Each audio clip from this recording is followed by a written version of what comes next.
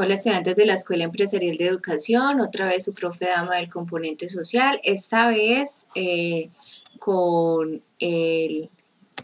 hablándoles un poquito de la realidad ambiental de nuestro país, ahora en el 2020, desde el punto de vista del proceso minero. En la actualidad en nuestro país la minería se desarrolla a través de tres técnicas conocidas como aluvión, fracking y tradicional. Hacer un mapa de la ubicación geográfica de las minas del país es muy extenso y sería complejo, por eso lo han dividido por elementos, productos o materiales extraídos. Este, por ejemplo, es del cobre. Se muestra cómo la mayoría de las minas de cobre en nuestro país se encuentran en la región andina. Sin embargo, recordemos que minería hay a lo largo y ancho de nuestro país. Hablemos de la primera técnica, que es la de aluvión, también conocida como de tajo, a rajo, a cielo abierto o a cantera. ¿Qué es lo que sucede o cuál es la problemática o el debate que atraviesa esta técnica? Que va removiendo el terreno por medios mecánicos y explosivos y va creciendo la mina a profundidad y se van haciendo unos charcos, ¿sí? Esos charcos son aguas contaminadas porque es precisamente con el agua, el mercurio y otros químicos que se procesa la tierra para extraer el mineral. Entonces así es como se ve a pequeñita escala y luego cómo va quedando todo el territorio degradado. Algunos estudios han hablado de que se podría recuperar o restaurar estas zonas, pero no hay nada asegurado ni comprobado.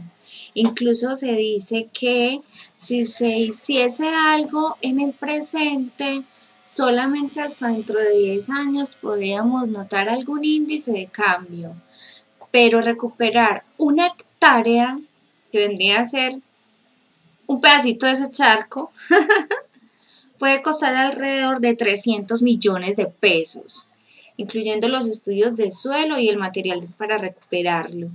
Entonces, ese es un ejemplo muy real en el municipio del Bagre, en Antioquia. Ese es el paisaje que vemos.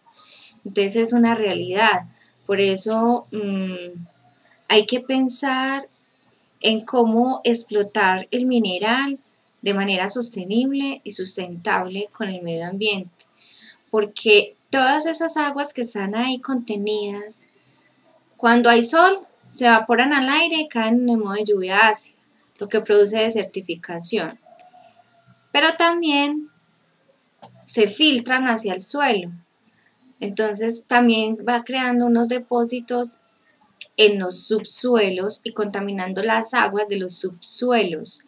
Entonces a largo plazo lo que se va generando. El fracking, ahora muy controvertido, prohibido en los Estados Unidos, en Francia, en Australia, en República Checa, en Bulgaria.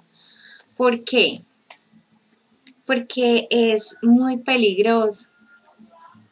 De manera superficial solo parecen unos martillos golpeando, pero debajo de la tierra es donde está sucediendo el desastre ambiental, pues se quiebran todas las placas tectónicas del subsuelo para que el agua, la arena y los químicos entren a chorro y a presión y se liberen en forma de gas los hidrocarburos. ¿Qué pasa cuando sucede esa liberación desenfrenada y descontrolada? Tenemos fuentes de agua con petróleo. No crean que esa imagen es fingida, es real. ¿Qué sucede? Se liberan también en el ambiente de manera descontrolada. Cambio climático, ¿sí? Y hacia la profundidad, ¿qué sucede? Terremotos, temblores. A veces los movimientos de las placas tectónicas son las causantes de los temblores, pero los movimientos naturales. Pero ¿cuántos de esos temblores y terremotos son causados por el fracking? ¿Qué tan cierto es que esos desastres humanos debido a terremotos fueron naturales? Todos sí serían naturales. ¿Qué tan cierto será eso? ¿O qué tan culpable, digamos, son estos procesos irresponsables de extracción del mineral?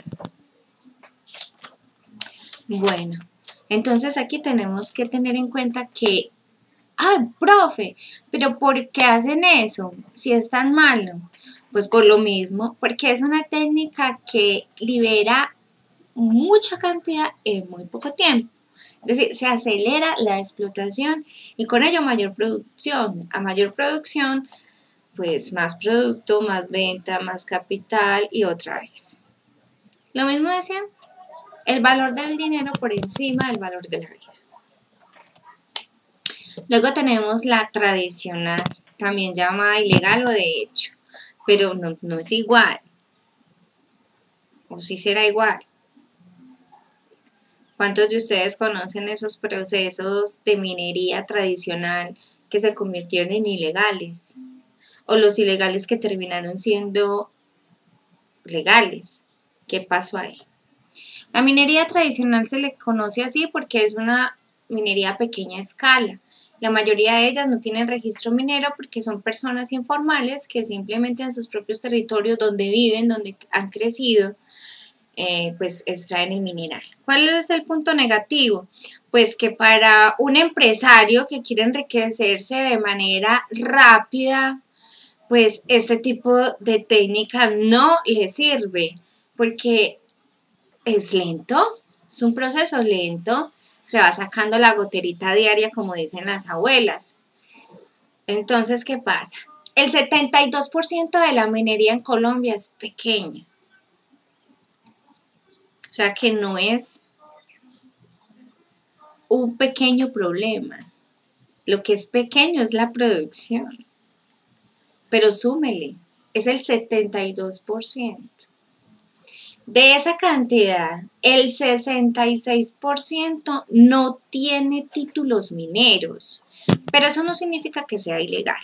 Según el gobierno nacional, para que un proceso minero, un grupo de mineros se considere ilegal, tiene que ser que haya acabado de llegar, ¿sí?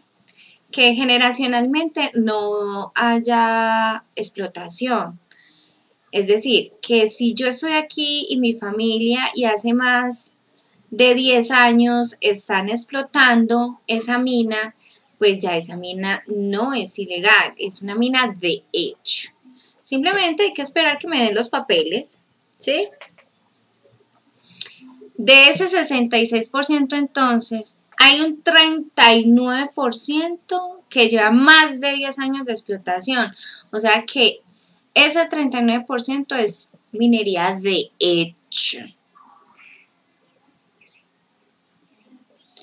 del cual el 27% no está en consideración de legalización porque se considera ilegal, que son personas que acabaron de llegar y están aprovechándose de la situación.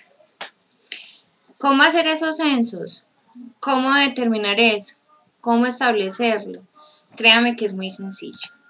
Tenemos el ejemplo, por ejemplo, de Marmato Caldas, un municipio que está en disputa por el oro, pero también por su territorio.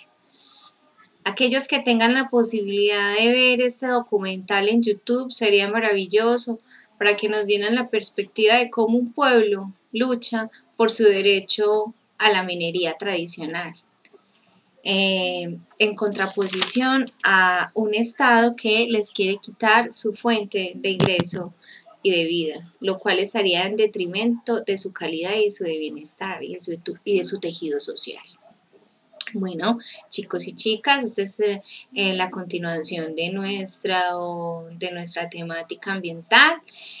Feliz tarde para todos y todas. Nos vemos en el próximo video. Un besito. Bye.